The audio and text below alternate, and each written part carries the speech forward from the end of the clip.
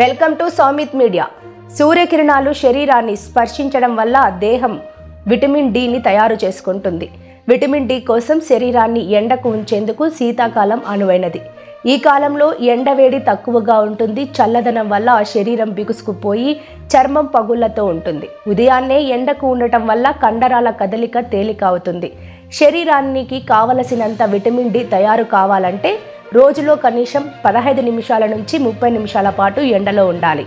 చర్మం ఎర్రగా ఉండేవాళ్ళు ఎండకు తక్కువ సమయం ఉండాలి. నల్లని చర్మం ఉండేవాళ్ళు ఎక్కువ సమయం ఎండలో గడపాలి.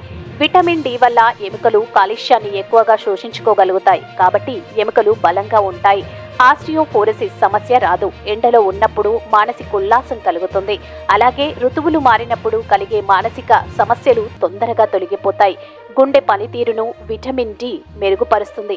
హైపర్ టెన్షన్ ని తగ్గిస్తుంది. సో చలికాలంలో బారెడు పొద్దెక్కే వరకు పడుకోకుండా ఉదయం ఎండలో ఎక్కువ సమయం గడిపే ప్రయత్నం చేయడం చాలా అవసరమని గుర్తించండి.